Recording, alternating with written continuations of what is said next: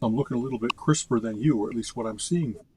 That's the one thing with these. It'll record at one setting, but show us something different. So it does record at highest resolution, and then depending on bandwidth and whatever else. Okay. All right, we'll give this a try. We'll see. Just because it fits right into the script, so it gets done. It's boom right there. Just a couple steps of editing. What's interesting, of course, is that I wanted to show off nice shirt by Ken Jennings, but because I'm seeing it in mirror, so I don't have. If I have the ability to flip me, or whether it's going to be recorded. Same with the calendar behind me. When I sleep as hell as other people, that everything's going to be just a little bit reversed for me today until I figure out. I'm seeing it fine. So it really is. So it's recording coming across fine. Okay. Yeah. All right. Like we always talk about, tech keeps changing. Doesn't necessarily mean it's better or easier. It's absolutely worth experimenting with, just like this. And honestly, the fact that it took 1 or 2 clicks and tries and stuff like that, and that we have a live, high-quality connection going over, how far are we apart? 50 miles apart? As if distance really matters to the net. But we have difference in the density of signal, depending on how we're connected within our house and how our house is connected to the net. I'm pretty sure that I'm close to a backbone where I am, or I should say my FiOS is good, and then that's close to a backbone here in Cleveland. So I'm usually very pleased with whatever I send out or whatever I have coming to my house and stuff like that. And I don't want it to break down for video, because somehow there's multiple codecs in the way. Do they still call them that? Maybe they do. Yeah.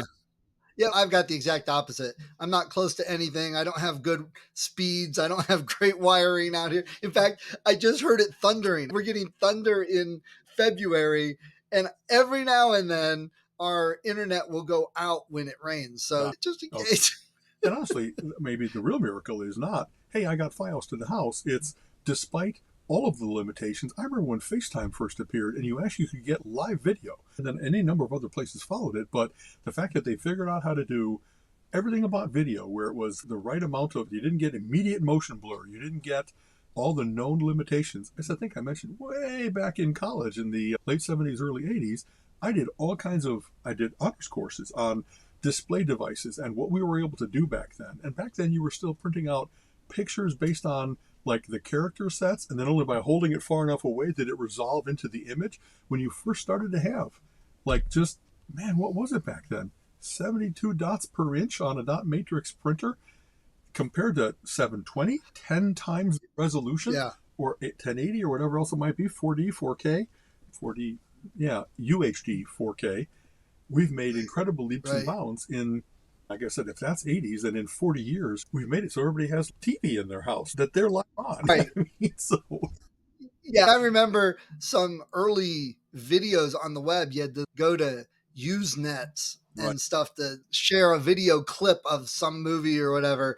And if you wanted to keep it, you had to use a program that would not only compress it and zip it up, but then break it into chunks so it fit on floppies. It's, look, here's this video on 12 floppies. Hold on for 45 minutes while I assemble it all back together, and I'll show you this great 13-second clip. Everybody knows this, but it's worth talking about, because I would go to Macworlds, and every year there were advances in what you could do. And who was leading those advances? And I know you know the answer. The naughty industry. Porn was determined to make it so that before streaming that you could just fit things onto floppies, then onto CDs, then onto DVDs. And as they got, I don't know, people's drive to enjoy that particular genre on that medium is really strong.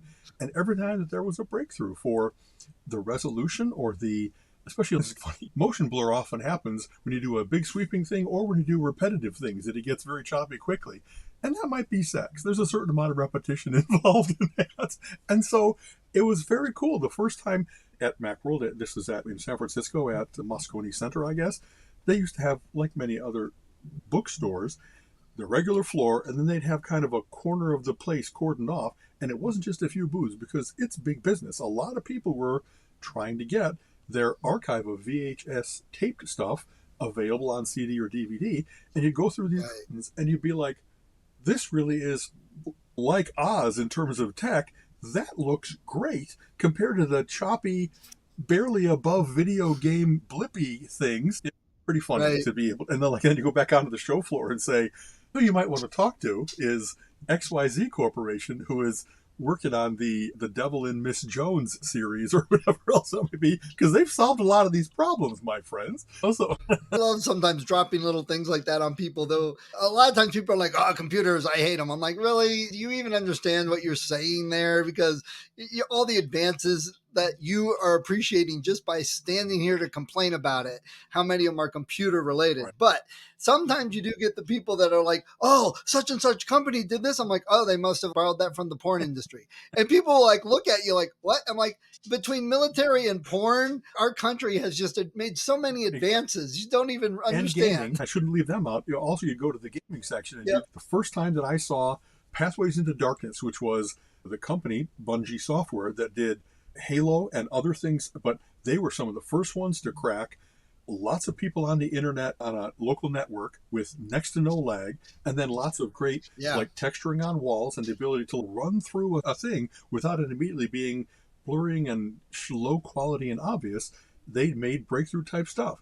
And in fact, I want to drop a name here and it's not going to come up. It used to be that when you did pixel level processing of images, it really took a long time to do almost anything.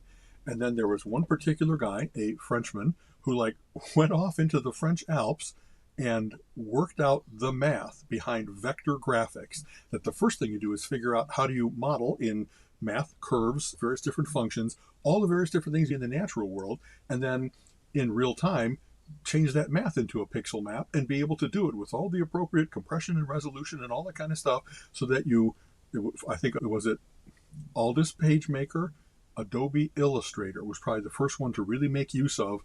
It really wasn't operating on pixels. It was operating on the math behind it and then displaying it.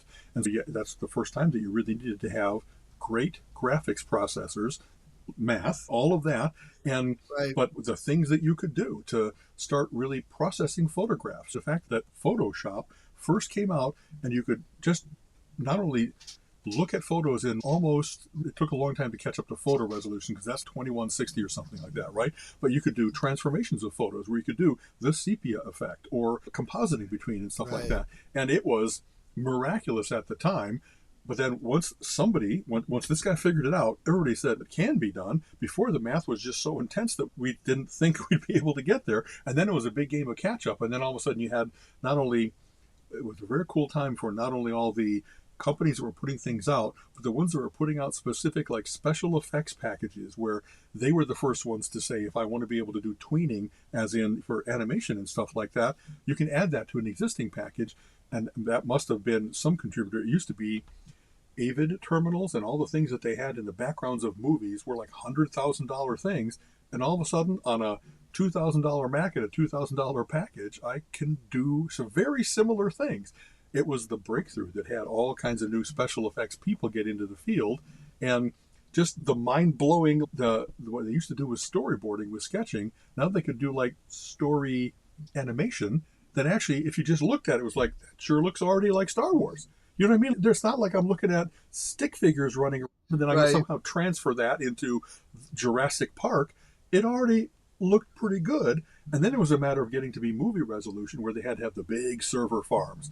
And it's funny. I hope people don't mind. Hey, all of our fellow geeks, it's cool to live in a place where history isn't a matter of 500 years between Copernicus and now, but that we actually, in my lifetime, we've seen these incredible advances in things. And kind of like when I Right. talked about Plato a little bit, I don't know that I wasn't ever one of the big guys. I learned how to do a lot of cool stuff and contribute to various different projects, but there were brilliant people that were doing things. But just to be like the Hamilton song says, I want to be in the room, to be there when they were developing those cool D&D games and the cool Star Wars games, and to see them grow into Yeah. what they have grown, it's delightful to be like, I know that guy. We used to have, as I always call them, the boys from Bungie. There was a time when they were like 15, 16, 17, and they were coming to our downtown Mac user group and showing off their latest thing. And their latest thing wasn't like a card game. It was, oh my God, you guys are doing things I've never seen done before. Because you grow up in a generation where you have all that knowledge Right. from the start. You have no fear. You have all that time on your hands. You know what I mean? You don't need to sleep. You got your Mountain Dew Red and whatever else it might be. Yeah. You're a teen Yeah. still. The innovations reminded me, I'm listening to the audiobook for Howard Scott Warshawski. You probably know the name from Atari. He did Yar's Okay. Revenge, if you remember that game. And he's talking about creating it. And he created like the very first full screen explosion on an Atari because people got to remember they were super limited. It's kind of saying, we want you to write a novel. Here's a sheet of paper. That's what the Atari was.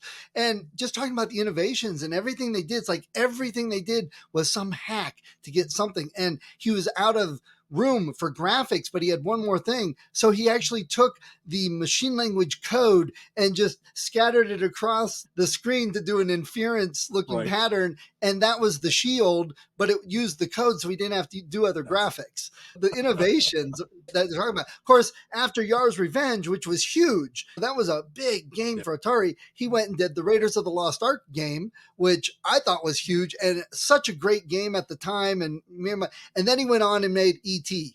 But there's more to that. Everybody that says, oh, he blew up the industry. No, it is not his fault necessarily. And in fact, what he did in the time and resources he had is actually pretty amazing. Let's talk about the company that was screwing things up, that bombed the industry. For Christmas or whatever, and like to make an 18-month project into 6 months, there's only really so much.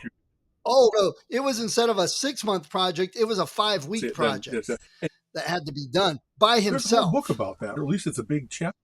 That's what I'm reading. There you go. Where they talk about some of the Herculean efforts that went into these things. And it's funny, I just read a little meme about, we really need to bring some more Greek mythology into our phraseology. So it was really an effort where it's like, no matter what you keep trying, you keep rolling back down. You know what I mean? And so the fact that, it's funny, I don't know. I wouldn't have remembered his name enough to tar him with all the ETs that are in a landfill. You know what I mean? So here's why you don't remember his name. Because Atari, so real quick. So Atari did not want known who their developers were making all these great games because they were afraid they'd lose their developers. So they kept them hidden, but they treated them like rock stars internally.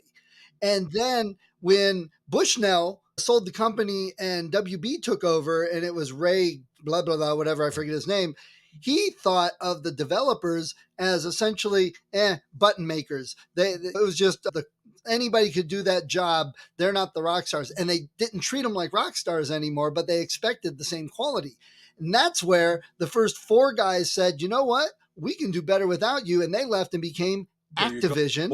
And then some other guys, and then other guys said, you know what? They're doing pretty good and we're sick and tired of working here. And they left and became Magic. 2 of the biggest game names in Atari, and Activision still huge today because they didn't treat their developers at Atari like the rock stars any longer. And boom, it crashed. Where's Atari now? A little bit coming back 40 years later. Right. But at the time, so no, E.T. didn't kill it. Yeah, go ahead. I'm sorry. No, I think we're backed up a bit. You're good. Okay. So that has happened, of course, not only in the video game or computer game industry, but in comic books. You can talk about all the places that people just got tired of being treated like a hired hand when they really are the people that are creating these wonderful things. And of course, there's marketing involved and all the support system, but games don't exist without Cliff Johnson having developed The Fool's Errand, or Sid Meier having developed Civilization. And they first started to have games where the author's name was on it because you wanted to follow the creator of Zork onto whatever he was working on next. So the places that learned that, they just said, we got an extraordinary guy, let's keep him happy, instead of treating him like a drone. And then funny, the drones leave and they start not only other companies, but they are having so much fun that then they become a magnet for other people to leave and say, so wait, I can create characters and retain the rights instead of being work for hire. I get a much bigger share of the pie by taking on more risk. When you're like 22 years old and you have nothing but potential, risk doesn't matter at all compared to, wow, this game could make me a millionaire. Talk to the comic book creators that became millionaires, and people don't really understand that if a comic book sells well, and it really is 1 or 2 or 3 people doing the Todd McFarlane thing, I'm trying, like the various different studios that opened up. So remember there was, let's see, Mark McGuire, if I remember right, when he broke Babe Ruth's record, somebody bought that ball. Yeah. It was a comic book guy who like he had all this money, but he was still a comic book kid, if you will. And what do you want to do with your money? Buy an aircraft carrier? Nope, I want that baseball. So it's cool to see. I don't know, as Colleen and I have gotten to retirement and we're looking at how we're going to do. We're going to be able to make it. It's like, I'm pretty sure because I've never been the guy that wants to buy the Lamborghini. I want a couple more CDs. I want a couple more comic books, that kind of thing. And Right. I am so happy with things that don't involve buying an island. You know what I mean? It's just funny. It's funny you say that because I forget I was thinking actually about that over the weekend. I was like, yeah, you know what? If I had that lump money, whatever, the Yeah. lottery, some rich uncle from Spain that I forgot about, whatever. And I said, I would love to buy an island if for no other reason than when you tell all your friends and families, like, hey, we're going to do the 4th of July on our island and have a big beach party. Are you interested? Everyone's, hell yeah. How better to get all your friends and family together to have a good time or Exactly. something? That would be the reason Yeah. to do it. And this is an odd. So, as the world has known over the course of us doing this for 3 years, both my parents have passed away in the last couple of years, and some money is starting to come from that they were responsible citizens and they saved money and all the kind of stuff. So we're getting a little bit of money coming in. And so if you're noticing on my Facebook post, hey, they just bought a new HVAC system. It's things that we were so careful about making sure we get to retirement safely that we put off big purchases, all kinds of different things for a long time. And we're now getting to that point of, I'm not the indolent rich, but it really is. I have not only Ted Sikora's things that I want to sponsor on GoFundMe or the various different crowdfunding sources. I kind of want to start, that'll be entertainment for me, is go out and browse and say, that book deserves to exist, that comic book should be, that game should be. And I have done some of that, but nowhere near as much as if I have that Medici dream that I've talked about being the sponsor of worthwhile Right. people that otherwise the system can grind them down. Otherwise they created this beautiful thing and they got 10%, not 90% like a creator should get. So I'm getting to that as I see that I have, this kind of happened in college. I worked all the time to get ready to go to college. And then I still got a little bit of a scholarship. That scholarship money wasn't going to be necessary because I had saved and was ready to go. I took some money that I had saved because I already had this, that now that I had the scholarship, and said, I really need a good stereo for college. And it just is, it frees you to have not whim, not stupid money, but like things that you might have wanted for a long time that now you can safely buy and not say, what's the sacrifice I'm going to have to make for that? What do I have to give up? Etc. Right. So there's that. I'm not a rich person, but I'm going to be a good, safe person because I don't want to just sit on my pile of money like a big dragon.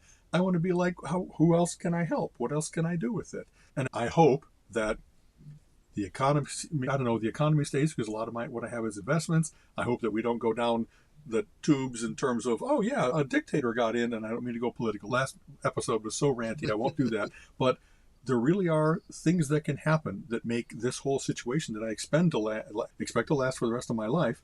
We could blow it. We could so easily blow it and have so many things disrupted and lose out to competition or lose out to internal forces or whatever. And so a little bit of why I want things to be nice and stable is not only because, hey, that's democracy. It's because I've got a stake in things staying nice and calm. The United States being this wonderful economic engine that we've created, why would we destroy that? And that's a matter of, is it going to be global warming? Is it going to be a pandemic? Is it going to be politics? Is it going to be religion? What's going to really act to screw that up? And I don't have any crusades that I need to be on that are looking to screw that up. I'm looking to have this wonderful thing that we created continue. Yeah. Slight change, but you just made me think of it with what you said.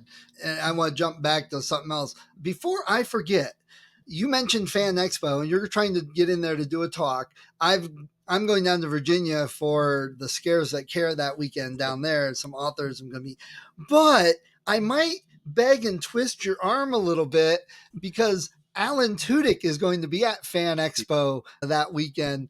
And I even thought about canceling my trip. I'm like, it's one of those things. So I might see if you have any free time to go see Alan Tudyk, and maybe I'll write a little note like, well, here's why I like you, Mr. Alan Tudyk, and maybe give you some plastic dinosaurs to have them sign. It's funny. So, I think you know this about me. I hardly ever do autograph things because I find such a bad right. use of my time to stand in line for 2 hours or whatever else it might be and to pay $100. And yet, it's funny, Colleen and I just started watching Resident Alien, which is a new series that he's in, and actually has the lead, not as a good So good. sideman, which he has been in so many other good projects.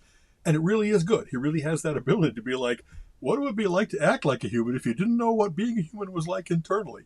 And so I'm going to be very happy. He really is one of my heroes. And I don't know, are we going to have a stop in, a drop by Nathan Fillion because he's there? I would that I thrill swear to the God, roof off the place. if Nathan Fillion showed up, which probably would not happen, but if he did, I would very seriously consider drinking Right. heavily that I And missed hey, that. Mr. Alan Tudyk, please don't take that the wrong way. I really want to hear you and see you. It isn't that you're only Nathan Fillion's pal. You are absolutely a great artist, and you're right. You did the dance routine for Peacemaker, right? Or is that the guy's name? But But you know what I mean? Like, I really want to meet him. but It just is. They yeah, pal it's a well, combo. exactly. That it'd be really fun to just get an hour of them kind of goofing off back and forth and sharing their little internal stories and stuff like that. But I'm happy to hear. If I went to an expo, if I went to an expo and to see Nathan Fillion and Alan Tudyk showed up, I would be just There as you go. jazzed the other way if I went to see Tudyk and Fillion showed up. So it's Exactly. not like I like one or so together. I still say that there is nobody else that could have done a rebooted Quantum Leap except Nathan Fillion and Alan Tudyk. Nobody else. What they're doing is good. If they would do a reboot, that just That's funny. They're right there. Yeah, Tudyk dreamcasting on Resident a Alien, regular. fantastic. Actually, so I haven't got the confirmation that I'm speaking, but I'm hoping to. And one of the things that's cool is there's all kinds of cool stuff going on. There's lots of people to see and lots of comic book stuff going on. So I'm looking forward to just being there for it. And I already have done that in the past. I kind of wander the artist alley and the unknown authors Right. floor, and I buy books all the time just to say, I'm curious about what you have. You know what I mean? Yes, I'll buy your first book. Of course I will. You know what I mean? Who doesn't want to give you a shot and see if I like it? Every year that I go, somehow just before going, I wonder, I haven't been buying comic books actively for a while. Am I going to feel out of it? But because these things have transformed into Fan Expo, that it's not only about comic books, it's about science fiction and movies and television and gaming and all that kind of stuff. I almost always have Right. fun stuff, and I almost always find I got a little winter hat with the Viking horns in it, and that's like my favorite Comic Con purchase ever. I still call them Comic Cons, even though I think that's a reserved mark for San Diego, stuff like Yeah. that. Again, folks, please don't sue me because I just have old habits. It lets you know how long I've been doing it. You'd be that every one of these, New York and San Francisco and Chicago, they were all Comic Cons because it's a fun term. You know what I mean? So anyway, Right. I'm looking forward to it. I love the fact that Cleveland seems to be one of those that it's just in the right time of year where not everybody is committed to movie projects and they're not only doing the circuit. You really get a very interesting combination of people that they're in between other things. And so we've had all kind of Batman television people, and we've had voiceover people for voice talent for animation. I'm always pleased with the eclecticism of all the different cool things that we get. So yes, if you Yeah. have a little message for Absolutely. Alan Tudyk, I will indeed be your John Alden. I will bear it We'll, forward. we'll, And we'll, yeah, we'll see what goes on with that. I thought long and hard okay, about that. Okay, here's something we didn't get to last week. I'm going to talk a little bit about because it's really been jazzed about it. And so everybody knows about Magic, right? The most successful, not only the most successful CCG, but the inventor of the whole gaming genre of that's really CCG, true. essentially, by the genius Richard Garfield. He's done multiple things since then. Nothing as big, Right. obviously, but a Richard Garfield A game. We're just collectible card game, what? just for, again, I'm almost trying to Yes, think of the non geeks, even though who would watch this that isn't. But anyway, okay. So, it's one of those things like we just talked about. It's a Richard Garfield game. yeah, Let me check it out. His name is the brand. But Magic has been huge for years. I've played it since the early 90s, off and on. And the last couple of years, I've gotten out of it a bit because COVID hit. So the gaming group wasn't getting together to play Magic like we used to. And then Colin and his friends got like tournament level good, and my decks and my playing was not up to their okay. par. So I didn't play with them as So much. There was no you're their challenge for HUD run. them. They're checking out decks on Yeah, you. Okay. yes. Yeah. Well, hold on. Let me see if I got a deck that's bad enough that That'd be father might have a competitive. chance. Yeah. So last year, I heard about the Disney Lorcana and the Star Wars Unlimited, both of which interested me. But I'm like, do I really want to get into a CCG? I know the commitment it takes, both with the time, but with money and just trying to build a deck takes time and then testing it, playing it. But the playing part's the Right. fun thing. Right. So I was like, eh. And then I saw the Star Wars one, and some friends said, yeah, it's a year away. Is it going to come out? Is it going to be good? Are they going to release one set and then it dies and nobody does it? And then any money you put into it is a waste. You don't even get the value out of that, the fun value out of it. I'm like, ugh. So Disney Lorcana came out, and I was like, okay, I'm resisting because I know it'll take time, effort, and money. I want to do the Star Wars. But then I heard after the second set came out that Disney, being done by Ravensburger, who have a lot of great games, that they actually have something like 5 years worth of expansions, not only planned, but done. Like they have them on the computer, all the cards Right. ready So to they go. fan base and that they Yeah. think this is a good idea. And honestly, how can it not be a good idea? Disney stuff and the addictive nature of CCDs and the delay. It could be Okay. bad if they did with the Star Wars movies. Oh, all we got to do is throw some garbage out and we'll make tons of money. But the thing is, they did not. It's a fun game. It's cute, easy to learn. It's very accessible for people that don't play CCGs. That's the big thing. Cardboard crack. That's Right. magic. Disney, Hey, I got to get more. Let me. if you like Disney, Yeah, it's exactly. that. Okay. Hey, I got to get more and spending money and getting more. The cardboard crack. So with Lorcana, I've been playing a lot of people that aren't normal CCG players, along with people that used to play Magic. But Magic's gotten to the point where you can't enjoy playing unless you're playing a tournament level deck. You have to be like a top player to even enjoy it anymore, in my mind. It's very difficult to go find a casual player. Everybody has tournament level decks. So that took a lot of the fun out of it. Lorcana, you're getting all ages, and you're getting people that don't normally play Magic, which is a pretty diverse group. But so I've been having fun. The third set just came out with Lorcana, and I got some of the cards. I got 2 boxes, 2 booster boxes. And out of 2 boxes, there were only 3 rares that I did not get in 2 booster boxes. So for the latest set, that is, we may end up going back to Zoom. This isn't just working too great. So that's really good for Magic. There were times I used to buy 4, 5 booster boxes and not get every card in the newest set. So I think. Exactly. It's Oh, funny you died. when you talk Oh, about there you go.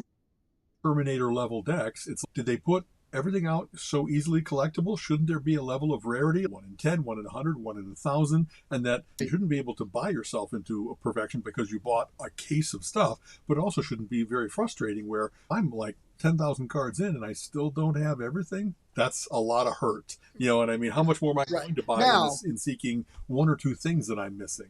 So right. Now, most people don't try and get every card from every set. They have a certain play style, they have a certain color, and they need certain cards to make their newest deck. And they will go on the secondary market. They'll buy the cards they need and not even instead of buy the packs. randomness. Exactly. Okay. So this Lorcana set, out of 2 boosters, I also pulled an Enchanted. And Enchanteds are like 1 card in 5 boxes. Some about average is what I'm seeing. So I got the lowest end Enchanted. It's only worth $90, but there's some out there worth $400, $500, $600. Wow. So you beat the odds, but not the stellar odds. You beat. Okay, got it. All right. And so here's what I really like about that, though. The Enchanted card I got, it's the rarest rarity. It's an all foil, alternative art, full card picture, and great. But it's the exact same card as the common or uncommon that I already have in my set that I pulled that's only worth 30 cents. It's the same abilities in the game. It's just foil with different art. So the collectible cards aren't like, oh, I'm going to spend $300 and I'll have an unbeatable card that nobody can win in my Thor's deck. Hammer. Okay. Yeah. So I like that they're doing that because it seems to be hitting both markets. If you're a collector and you want to get these, you can. If you're a player and you want some of these super cool looking cards just to show off, you can. But if you're just playing, you can just buy a couple packs and be assured to get a good mix of cards and make a deck. So I'm very excited. Lorcana has been a lot of fun. Hopefully I'll find some more people that want to play. But then last weekend, after you and I had breakfast, I went because you went to Recess Games. Yeah. Yes, which I'd never been there. So shout out to Recess Games, a really nice Okay. store, good play area for games, but they demoed the Star Wars Unlimited game. And this weekend, there's going to be some pre release events going on, which I am all out going for. And next weekend, the actual release comes out, and I already have some cards reserved. It's Star Wars. One of my all time favorite games is the old Star Wars CCG from Decipher. Hard to find people to play in real life nowadays. They do play online. There's a committee that has kept that game alive. They've released like 15 expansions beyond the official ones from the company How before it got cool is that? killed. It is still Yeah. alive. So I was very excited to have a new Star Wars collectible card game that I could go to a store and play with people and enjoy. And I demoed it last week, going to the pre-release this week, getting cards next week. So I'm going to be sorting cards, making a deck, and Right. play. There's a lot of This will take some excitement for time over that, the next which couple I months. haven't had. Exactly. Okay. Yes. Yeah, that's where the danger comes in. It's okay, quick. We got to get these cards and make a deck and go play it because in 2.5, 3 months, there's another set coming out. So let's go change everything. And then wait, I just got this set. Why is there another set coming out? What are these cards? I don't know what they do. Oh my gosh, they added new abilities. Wait, let me add this into my deck. So there's a little bit of I excitement to believe go that on there's there. a good quote from a rock song that applies here. God damn the pusher, man. You know what I mean? Yeah, Because you know that exactly. they've got to the ant's eyelash exactly what things to put out and exactly when to put them out and exactly how to price them so that Oh yeah. it is just that joy or pain point for all different kinds of people. And in the overall, they know that they're going to have the sales and they're going to have the talk. That a lot of this stuff is not only, hey, it's out there to exist, it's that all these different gaming forums, like our podcast, they want to talk about, hey, this is so cool. Have you tried this yet? And they've gotten so incredibly good at the releases and the virality of it and stuff like that. So some part of I think we've talked about this before. The biggest reason that I didn't get into any CCG, I was early in Magic and I didn't continue because I knew, wow, how many addictions do I need? I already have so many comic books and so many CDs and so many puzzles, et cetera, et Right. cetera. And it was like, and this one really, it did seem, I don't know, comic books were becoming that kind of thing where it isn't just a matter of buying the things you want to read. Oh, now they got the prismatic cover and the foil cover and the multiple artists that are doing the same thing and this and the gatefold edition and whatever else it might be. And I never did the thing where I bought one of each of those 5 different versions of it. I because I would always look at whatever the preview book is for comics and I'd pick out the pretty one that I could see by sight, or I'd pick out just from the description. I like Brian Hitch's artwork better than I like Frank Robbins. And so a lot of times I might have even shot myself in the foot because if I was going for a collectible, I should have bought the one that nobody else was buying. The worst expected artwork or whatever. But what I care about is I want to read it. Does it look nice? Is it the better? So that's a big reason that I actually, when I was pretty lucky in my early Magic stuff and gave them all the way to a friend, Randy Meacham, and he must have said half a dozen times, man, you're sure you want to do this because you've got some stuff that you're giving away some treasure. We've played. I know you love this. Please, I know they're going to a good home. You know what I mean? So it was. I had played early on with Scout and early on with Randy, and I had a lot of fun with it. But I could see how much they were into it, and that they would enjoy it even more if I gave them some treasure. Anyway, it's Yeah, I've enjoyed Magic and I'll still play Magic, but I've just gotten away from it and I don't feel like getting back into that scene. There's too much overwhelm, okay. there's too many intense players that if you lay down a card, you need to tap your lands, you need to do this, or like in your face. It's like, dude, quit drinking so much coffee.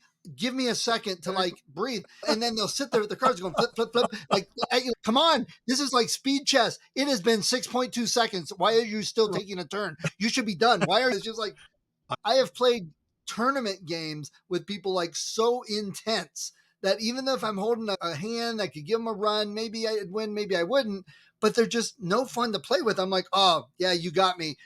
How did I get you? It's only the third turn. I don't Yeah, have it. I'm just like, I am not, I don't want the stress. I want to relax and enjoy myself.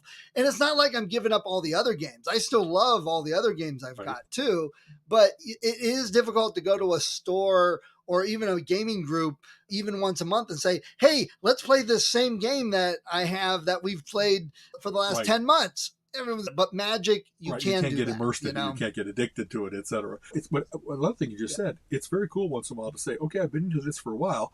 I want to change. I want to start over. I want the joy of learning, of not only continuing to. Yeah, Many things are like that, right? You get to that 90% and then 95, and then the confidence levels that you get, the joy that you get from each additional percent. As you go down that curve, it just isn't the same as the first thing where you're like, wow, this is getting better and better. And you kind of want to ride the curve up. So I love when, right. and we just, I thank Colin very much for the Ultimates. It was like, that's a restart, if you will, compared to the first couple Ultimate series. It was it's not a reboot. It's still set in the Ultimate Universe, but it was, let's tell a different story. Let's not tell a continuation of what has gone before. Right. And a lot of times I really like that. We talked about this a little bit last time, the new universe, or where they've done various different things to just, in the spirit of what had gone before, but do something new and different. And I like waking my mind up. I like knowing all of what has gone before so I can admire the elegant, hey, they retrocon that just, but it's also very cool to know that they're breaking the rules and say, let's see what happens. It's so nice once in a while to just, Right. I don't know, Colleen and I have occasionally gone to a play where we're like, we know nothing about this, but somebody thought it was good enough to take it on tour and bring it into this theater. Let's not try to learn anything about it. Let's just go have a novel experience. Enjoy Exactly. And it. just let it waltz all over us. Speaking of that, I have not gone to see it, but I have heard a few people say, "Hey, Madam Web was enjoyable." It's not but I've heard a lot of not that it's so good, but some people have been enjoying that movie. I didn't hear what you said because you got choppy a little bit. What movie? Sorry. I was saying I've gotten a lot of bad reports I've heard about Madam Web, but I have heard a few people Madam. say, yeah, it was enjoyable. Not necessarily the best movie ever, but not as bad as a lot of people are saying. I don't know. I haven't seen it yet. God, it very uncommon for me. I didn't see it like Thursday night. Either it's been so unhyped or I was busy right when it came out. Now what I'm in, because it has not been doing well, I want to see it in the big theater. So today through Thursday, I'm worried that it's already going to be gone by Friday or something like that. So Right. I will indeed play hooky and go see it, and I'll combine it with The Beekeeper or something like that. The Was it Beekeeper good? was good. Okay, so I like doing Yeah. that once in a while, just like going from 1 to 5 and doing that. Get the refill of popcorn and just wallow in a couple of movies. I'm curious about it. I'm glad you said it isn't that bad. I think some Marvel movies were so good and it changed the industry so much that now people's expectations are really heightened. They want everything to be Avengers Endgame. They want everything to be stick around in the theater and see the thing, and Yeah. it's really a cool clue. And there's lots of, I have always enjoyed comic books that weren't only the main titles and the big summer annuals, spectacular events. I've always liked second tier comics that just continue to tell a great story with interesting characters. And I guess Madam Web is going to be that. It fills in things in the Spider-Man, the Spider. It's not Okay. MCU, it's the Sony Star Wars or Sony Spider-Man Multiverse universe. ish, and eventually they'll bring it all together because someone's going to be crafty about how they do that. But okay, But yeah, there's a lot of problems with the movie just from the marketing standpoint. They threw this new character out. They threw a whole bunch of Spider Girls out with no introduction. So and then they didn't push the trailer. It's not a great trailer. And people are like, what the heck is this movie? And they don't know. So they're yeah, confused. And that doesn't help going into it. Plus, I heard that Spider Girls don't even get their powers through the movie. So it's okay. I'm going to see a superhero movie. You need to have some right. superpowers. Where's the swinging through the canyons of New York? Little things like that. Exactly. Okay. Yeah. Well, will have So my expectations. They're already kind of low because it really didn't get hyped, and I haven't heard much about it. I haven't sought out much about it, so I was kind of like just that. And it even I will drag Colleen to movies that I really expect to be good. So, for instance, on Friday we're seeing Dune 2, and we've made a point of watching and her seeing for the first time because it's on Netflix or something like that. The first HBO, HBO, I thank you, think. Max. That it really is. Somebody just said maybe Brian Herbert. And now that he's seen the sneak preview of it, it really is the closest to his father's books that all the various different attempts have been. There was a TV series, there was an initial movie that's known for being laughingly absurd, a little bit of Sting in a bikini bottom kind of a thing. And it's such a great story that I always wanted it to be. They really need to capture what made that story great. The clash of cultures, I don't know, there's been really good things about the Gom Jabbar and the family warfare, the tribal warfare, and of course back when it was written you could tell the easy analogs between the Russian world, and the Arab world and whatever else it might be. And so it might be that history has given us enough understanding of how their reality has played out, and how does that correspond to what Dune is? Spice oil, but what are the limitations of it? You know what I mean? Is it, I really have enjoyed it so far, and they cast it very well, and that's such a key thing. Is you had to have somebody that embodied. If you're going to have a mentat, you have to have a good mentat and a weapons master, Right. and honestly, let's see, what's his name, Dave. Uh, Not the young. Let's see. He also played the Destroyer in the Guardians movies. oh, Batista. Thank Batista. you very much. That for him being the Beast Raban, and actually they called it Rabin. And Dune might be the single most series compared to movies. It's not Fremen. It's Freeman.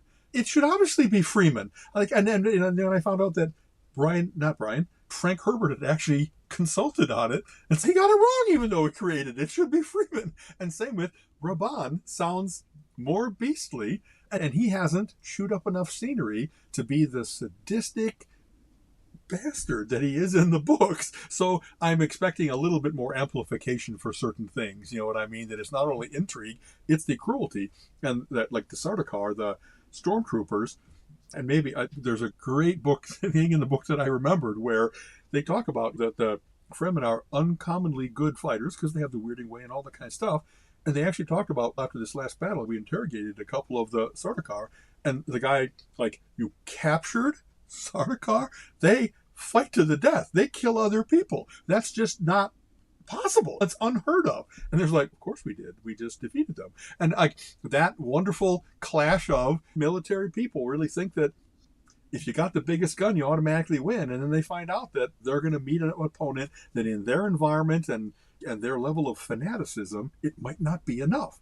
And so this emperor who's been rolling across planets, he finally might feel just that little twinge of fear. And I love the books really build that well about so many things, about not cloning but regeneration, and how when someone dies and then you bring them back, but it might not be the same exact person, and there's so much good stuff about. And also, I really love things, and I'll segue to this, to The Expanse, a science fiction series that I've been really liking. So much of the series is great science fiction. It's about extrapolations of current technologies and what it would be like to have a world where they really have this kind of transportation and this weaponry and this and that kind of stuff. But what they very much show well there and in Dune is it still comes down to people. That you have to have someone that is that ne plus ultra of they really are a different kind of human being than others. They have the will, the luck, they have whatever that level of perception and everything else that makes it that there's huge events happening, but it's still somebody that's saying yes or no, right or wrong, that there's somebody flipping the switch or not. And they really captured that great man theory of history, that people always matter. It's not, and in fact, against, I don't know, programmable foes and stuff like that, that losing the human element is very often in those books one of those things that say that's why they lost. They didn't have human ingenuity or human stubbornness or human, we don't know why I did it, but my intuition guided me. So it does not compute. It's cool to see things that get very philosophical about what it is to be human. So anyway, I'm digging those kinds of things, that they very much humanize it instead of just being the crush of events moving forward, and that everybody is a silhouette, a cardboard cutout, instead of an agent in their own history, in their own future. Very cool. Very cool. So me and Colin last night, so he went and saw Lisa Frankenstein, which I still want to see, which looks interesting. But we went and saw Drive Away Dolls last night. It's a new Ethan Coen movie. It's not the Coen brothers, but Ethan Coen. Okay. Yeah. And it's a little bit of a misdirection. And the trailer, it looked wonderful and was great. But what the movie really is about, they hid within the trailer, and it was very cool. It got some they just did that. That's okay then type of stuff going on. Okay. And if you go see it, it's worth seeing. It's fun, good movie. Again, not what you expected. The one character, and you'll know which one I'm talking about, is just got to hold your breath to make sure you don't miss anything that she says or does throughout the movie, because she just fires off stuff that's, oh my God, what did you just say? Like that, that so funny or that Rude or okay? Yes, Okay, funny because sometimes it is rude, but it's hit between your eyes, common sense very good. wisdom, and just, yeah, worth seeing. It was a good All right. movie. Again, not what we expected, but they did that on purpose, and you know that by the end. But still, fun and good. It's definitely. I said I leaned over to Colin after the first 10 or 15 minutes. I said, who's this by? Because I'm getting a vibe here. And he says, it's Ethan Cohen, the one Cohen brother has. Okay. That makes a lot of sense. It seems like a Cohen brothers wacky weirdness type stuff going on movie. So That's definitely worth I think seeing. I mentioned before. Colleen and I have watched actors everything in their series. We've watched all the Alfred Hitchcocks, all the Woody Allen's, and we've watched all the Coen brothers. We've watched all the Andersons, both Wes and Paul Thomas. Now that I think of it, and now there's the one guy that just did Poor Things and previously did The Lobster, and we're seeking out all of his stuff. And because he's really kept himself out of Hollywood and off the beaten track, some of his stuff you can't even find it. You have to pay $19.99 to watch it. So I'm like, I got an infinity for one price. I don't want to pay the same amount again for one movie. So now I've got them on my watch lists, very different places. We just watched called, let's see, the something Killing of a White Deer, if I remember right. And it really did have Oh, that's not, it had the twist, not only like the kind of that you think what the movie might be about, and then it really goes off the rails, and then it follows to its terrible conclusion and stuff like that. But I like maybe M. Night Shyamalan had that reputation. Yeah, Shamalama Ding Dong, exactly. He must know that people make fun like that all the time. No disrespect to you, sir. You've done lots of great movies, but you also got trapped in there's got to be a twist. Not everybody's anticipating a twist. Instead of it being the thunderbolt that was the Sixth Sense and stuff like that, it kind of like right. defeats it. Once in a while, you see a movie from a conventional person. It's oh, they totally roped me in. I just finished watching the latest True Detective, Night Country, and indeed, I'm on okay, season one, and it's been really right. Every interesting. single season is there's so much like it's what's going on is not what it appears on the surface, and not even on the second and third layer. It really sometimes has all kinds of stuff that they're very good at revealing it, but once in a while it's a little bit unfair with they would have found that out if they just what would have showed up 2 minutes earlier. This has all been just bad luck. You know what I mean? It's I've liked Right. them, but and the latest one was much like that. They set up a lot of things, a lot of red herrings that were is this supernatural forces? Is this people going insane? And it turns out that there's a lot of all those things are in play, and you don't know until the last episode what the reality of it is. So that was cool. I enjoyed the performances, and I like things that keep me guessing. That's why I say that all the time. That's one of my themes. Is if you watch 80% of movies, in the first 10 minutes, you're like, he killed him, and this is how they're going to find out. And then you just kind of know the movie because it's one of the standard 36 plots. And so someone that's able to play with those things, those expectations, and give you enough of something to get you, it's like a good joke, right? You give them the line that's got them leaning in a certain direction, and then the garden path, the paraprosdokian, then you give them just the turn to the right that is other than what they expected, and that act of surprise is a delight to my mind. You know what I mean? It really, oh, he got me. That's Right. good. Yeah, I started watching the True Detective, the first one with Harrelson and Right. McConaughey, and of course, powerhouse performances from those guys. But if you go in expecting your NCIS police Oh no. procedural, you're not going to enjoy these shows. It is not that Right. at They all. every single series I think does a lot of jumping around in time where it's not linear. They go back as to sometimes they really are like aging 50 years in the course of it, and they go back to what they were thinking when they were young, or what's the denouement now that they have find out like you know how it is. Sometimes people really have a deathbed confession, and it really is a shocking secret revealed. And there's a little bit of that in multiple of the series where somebody finally finds out, oh, that I didn't know that person was secretly related. And that explains so much of why they acted Yeah, as they did, why they sold themselves out maybe as they did. I'm trying not to play the spoilers game at all. You know what I mean? There's all kinds of good things that are like that. That if I know that there's this, if you're the cops will often say this.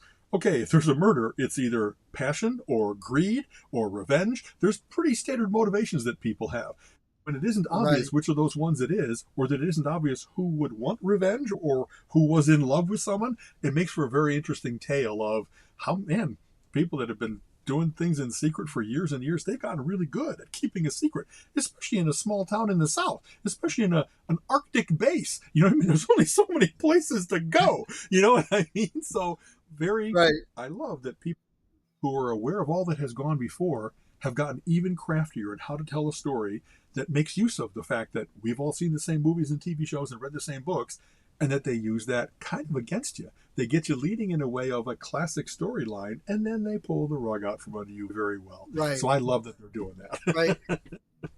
Yeah, yeah, it's been enjoyable.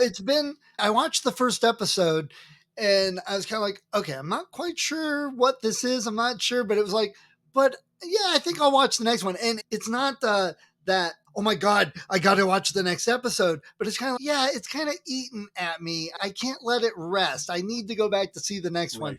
And it's a slow burn throughout the whole storyline so far. And it's definitely not a cop show. It is not, they don't focus on finding the clues. It is really the interaction and performance between Harrelson and McConaughey and them as people and that's the focus. Right. So it's like the other stuff is almost fluff. That's another thing I've come to is you can't be in a job that can make you depressed or crazy without developing some defenses against that.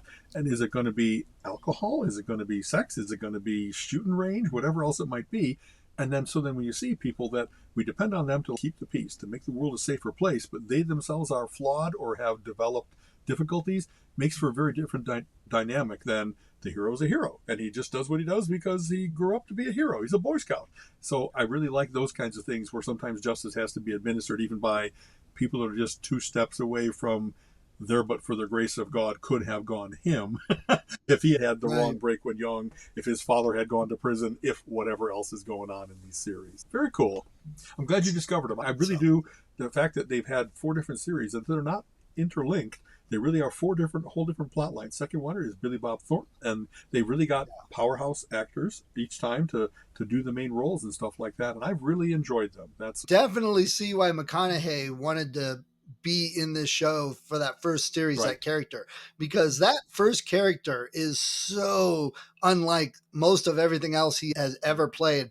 And he's, like him or not, he's definitely an A-list actor out there. When he is in a movie, it's a big name and he gets paid big bucks. And this role is, man, he's probably, oh my God, this is the best thing I've ever done, because it's such an interesting character. He believes in this concept, if you will, because I think I've seen him as executive producer in each one of the series, even though he has not featured in it. Him lending his name to it'll get the actors who want to participate the money that has to follow to make this happen. I think that it's really good thing that he's been the sponsor of this, even if it's now behind the scenes. And they haven't been really pushing it. It's only been like every 2 years or something they come out with a new series. So they're putting some time between it. That's, oh, that was a hit, let's get the next one out. We're going to do this, it's going to be good, people are going to find it and love it, and it's going to last, have some legs on it. It's not going to burn and die because everyone watched it in a weekend. And by having a whole new thing, there's no jump to sharp moment where it's, in fact, this is interesting to compare and contrast between it and American Horror Story, which they've had 7 different seasons now, and it's been a lot of the same actors, but doing the haunted house story, the carnival story, the vampire or witch or whatever else it might be. And so I kind of like that because it's very cool to see people transform into another character. They're not the person they were now. They're the runner of the asylum or whatever else it might be. But I also think that, I don't think they're running out of ideas. It has not held my interest. I think I've watched like 5 out of 7, but I'm not current with it.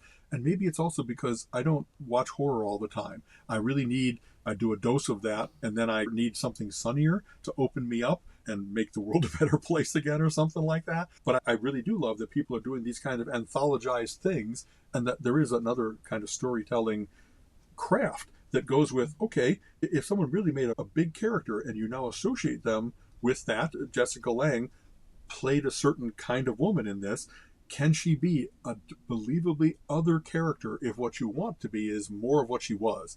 And that they really are good at playing with some of that expectation and giving the actors a chance to stretch out and say, she was really assertive and now she's really meek, or she was really innocent and now she's really quite guilty, or whatever else it might be. So there's cool things going on there too, that the actors, I think, love having a new sandbox to play in, instead of, oh God, this is my thousandth performance as Auntie Mame. Please, I know that this is Right. career making money and stuff, but I might be ready for something else. That kind of thing. Oh well. All right, Okay. cool. A lot of good stuff I going have on this week. absolutely. T-Fac is working. I have my final meeting with Stack right after this podcast to make sure all that's handling. Thank you again for the cool shirt. Thank you again. By one final thing, thank Colin again for the Ultimates. But I read them all in an hour.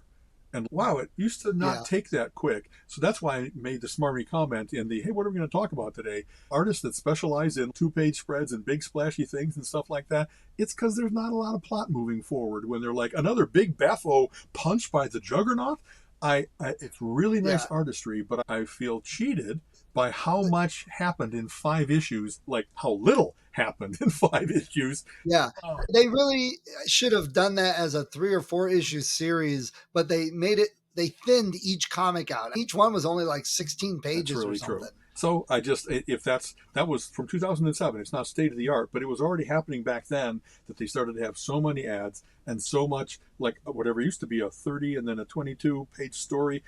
Is it down to 18 now? It really just seems to be so Maybe. little, and prices have gone up, and so I don't hate to criticize my favorite medium, and yet this was such a great. I returned to it, and that was only okay. I expected it to be better. Oh, but still, thank him very much for the gift. Thank you Right. very much for the cool shirt and for the Buckaroo Banzai War. I guess World Crime League. I'm looking forward to digging into that one. So very fun. All right, Oh, all cool. right. Let me know. Take care, Stephen. Okay. Later, man.